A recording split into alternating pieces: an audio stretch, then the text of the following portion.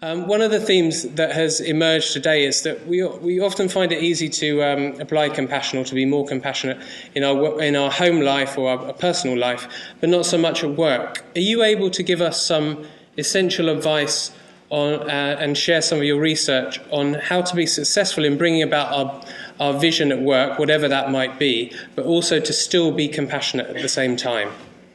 Yeah, happy to give it a shot, and I'm thrilled to be with you all today, even though I'm not in London. I think the place to start is to say that I've been studying interactions in the workplace for about 10 years, and I find that there are three basic styles of interaction, which I call taker, giver, and matcher. So we all know the takers, right? People are trying to get as much as possible from others and never want to give anything back. The givers for me are not necessarily philanthropists or volunteers, but rather people who enjoy helping others and expressing compassion and doing it without any strings attached. And then in the middle, we have most people who are matchers, who try to keep an even balance of give and take. So quid pro quo. Andy, if I were to do you a favor and I'm a matcher, I want an equal one back. And if you were to help me out, I'd feel like I was in debt until I had settled the score. So I've been studying how those three groups fare professionally. And it turns out that the worst performers consistently are givers. These poor people who love to be compassionate end up just running out of time and energy to get their own work done. They get exploited by takers. And that's true whether you look at engineers or people in medicine or salespeople. So then I looked at, well, who's the most successful if the givers are the worst off? And it turns out it's not the takers, it's not the matchers, it's the givers again. So the best performers, not only the worst performers, are the helpful and compassionate people among us. And I think it's really interesting when you look at this pattern that being compassionate and concerned about others professionally can either sink your career or accelerate it. So now to your question, what I would say is we can learn a lot from studying the givers at the top and what they do differently from the givers at the bottom. And because I think the givers at the top are basically people who manage to express compassion in ways that still allow them to achieve their professional goals. And they make others better while they're succeeding themselves. So the first thing that we find when we look at successful givers is that they do not try to become Gandhi or Mother Teresa. They're not extremely altruistic. They're not self-sacrificing. Rather, what they do is a lot of 5-minute favors, which are really ways of adding high value to other people's lives at a low personal cost. Right, so that might be sharing a little bit of knowledge, making an introduction when you know somebody's sort of down on their luck or their opportunities, just listening and offering advice or sympathy, a challenge that somebody's facing. I think we could all do a few more 5-minute favors every week, and that's one way to be compassionate without necessarily just losing sight of our own objectives. And the other big thing we find when we compare the givers at the top with the givers at the bottom is they don't help all people all the time with all the requests. So they set pretty clear boundaries. They have particular windows of time that they want to express compassion and be concerned about others. They have other windows blocked out in their calendar for their own work to be productive. They don't help everybody equally. So if they encounter a taker, they're a little more cautious. And they say, you know what, I'm actually going to be more of a matcher when dealing with takers. So that, if you're somebody who might exploit me or take advantage of me, then I'm going to ask you before I help you to reciprocate by paying it back, paying it forward. And they don't help in all kinds of different ways. Instead, they say, I'm going to be a specialist and help in ways that align with my enjoyment and my expertise and allow people to take other kinds of requests that I'm not uniquely good at or particularly excited about. What seems to be the biggest blocker that gets in the way of leaders being compassionate? Do you have any top tips to help them overcome that blocker?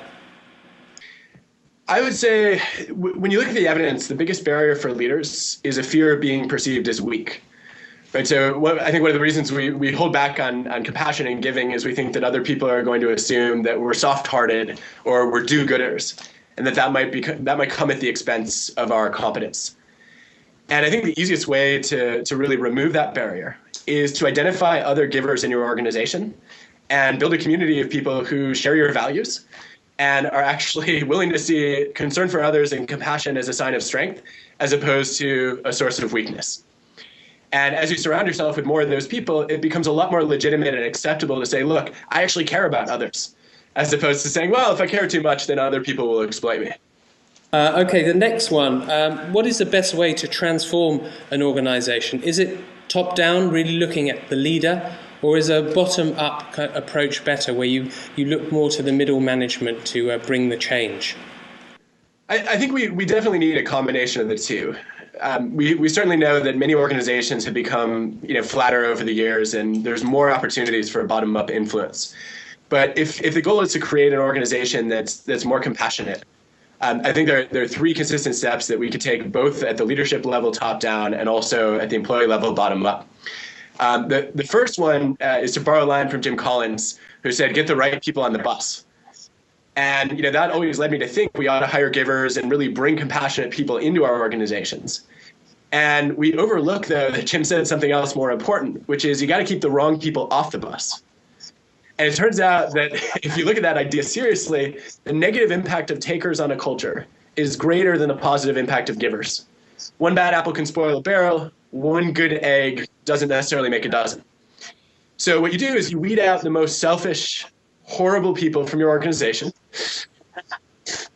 Then if you do that right, you have a mix of givers and matchers. The givers are very helpful and compassionate, and matchers tend to reciprocate the way that other people treat them. So they will be giving and compassionate to you, and then the whole culture will shift. The second thing that you want to do is you want to find ways to recognize and reinforce acts of compassion.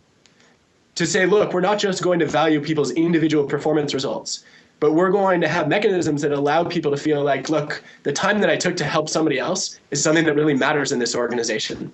And that means, of course, promoting leaders who demonstrate those behaviors. And then the third step is to build a culture where people seek help, not only give it. Most acts of compassion start with a request, an ask. Right? You don't have a lot of people sitting around, Andy, who are like, hey, I'm kind of bored today. Can I express compassion to you? Instead, right, somebody comes with a need and then you try to help out. And if we don't ask, then people have no idea how they can help and give. So I guess those would be my favorite steps. A lady from Holland came up to me in the lunch break with a confused expression on her face, and I had a confused expression when she asked the question as well, because she was struggling with this idea of how do you actually try and do a compassionate type of work, for example, working with refugees or something that's on a volunteer or low-paid basis. How do you do that and still actually manage to make enough money to live? That's one of the so that seems to be a blocker. Mm-hmm. I wish I had a good answer to that question. I think it's honestly a challenge for a lot of us, right? There are some jobs and lines of work that pose a trade-off between making a living and making a difference. And I think that one of the things that's worth recognizing as we navigate that choice is the most successful givers that I've studied are people who reject the trade-off and say, look, I'm going to find ways to make other people better off and advance my own interests at the same time. And I think there are a lot of different ways to do that, right? In some cases, people will say, look, you know what, I'm going to try to succeed first and then start giving back. In other cases, people will end up saying, look, I'm going to basically split my time between two lines of work, one that offers better income and one that feels like it has more impact. But I think the easiest way to navigate this probably is to say, look, in every job, there are opportunities for giving and helping and compassion, right? In every organization, you have people with problems and challenges and needs.